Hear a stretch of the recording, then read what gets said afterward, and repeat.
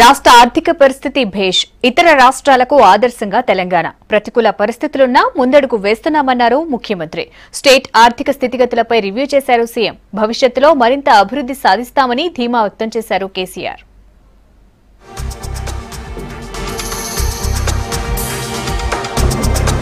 రాష్ట్రం సుస్థిర ఆర్థిక ప్రగతి దిశగా ముందడుగు వేస్తుందన్నారు ముఖ్యమంత్రి కేసీఆర్. దేశంలో మరే రాష్ట్రానికి సాధ్యం కాని విధంగా తెలంగాణ 27.45% ఆదాయ వృద్ధి రేటు సాధించిందన్నారు. గతేడాది ఆర్థిక సంవత్సరంతో పోలిస్తే ఈ ఏడాది అద్భుత ప్రగతి కనిపిస్తుందన్నారు. రాష్ట్ర ప్రభుత్వం మొదటిసారిగా ఖచ్చితమైన అంచనాలతో గత మార్చిలో 2016-17 బడ్జెట్ ప్రవేశపెట్టిందని చెప్పారు సీఎం.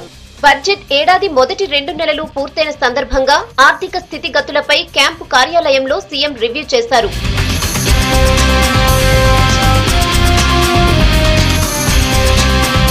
ప్రభుత్వానికి ఆదాయం వచ్చే 10 ముఖ్య శాఖలతో గడిచిన 2 నెలల్లో వచ్చిన ఆదాయాన్ని పరిగణలోకి తీసుకున్నారు. 2015 ఏప్రిల్ మే నెలల్లో రాష్ట్రానికి commercial, excise, stamps and registration, sales, transport, గనులు తదితర శాఖలతో 6031 కోట్ల ఆదాయం వచ్చిందని అధికారులు సీఎంకు వివరించారు.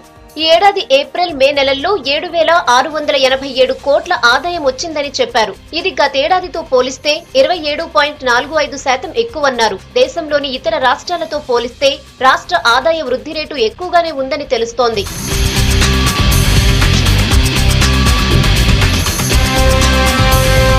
గడిచిన 2 నెలల కాలంలో రాష్ట్రంలో తీవ్ర కరువు పరిస్థితులున్నప్పటికీ ఈ రకమైన ఆర్థిక ప్రగతి సాధించడంపై అధికార వర్గాల్లో సంతృప్తి వ్యక్తమవుతోంది. రాష్ట్రంలో పరిశ్రమల ఏర్పాటుకు, వ్యాపారాలు నిర్వహించుకోవడానికి పూర్తి అనుకూలమైన పరిస్థితులు ఉండడంతో పెట్టుబడులు అధికంగా వస్తున్నాయని చెప్తున్నాయి ప్రభుత్వ వర్గాలు. స్టాంప్స్ అండ్ రిజిస్ట్రేషన్ శాఖతో వచ్చిన ఆదాయం గతేడాదితో పోలిస్తే 64% పెరిగిందని చెప్తున్నాయి ప్రభుత్వ వర్గాలు.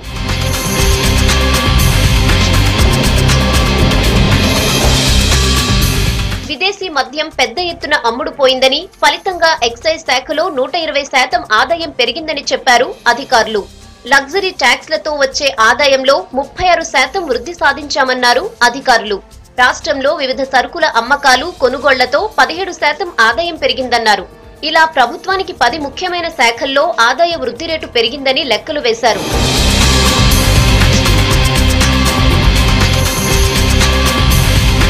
రాష్ట్ర ఆవిర్భావం తర్వాత 7 నెలల పాటు పూర్తి స్థాయి అధికారులు లేకుండా పాలన చేయాల్సి వచ్చిందన్నారు సీఎం. మొదటి 2 బడ్జెట్లు కేవలం అంచనాలు ఆధారంగా ప్రవేశపెట్టామన్న ముఖ్యమంత్రి ఆ తర్వాత అనేక విషయాల్లో విధానపరమైన మార్పులు చేసుకున్నామన్నారు. అవినీతిని తగ్గించగలిగామన్న సీఎం పరిశ్రమల స్థాపనకు, వ్యాపార, వాణిజ్య సంస్థల నిర్వహణకు అనుకూలమైన పరిస్థితులు కల్పించామని చెప్పారు.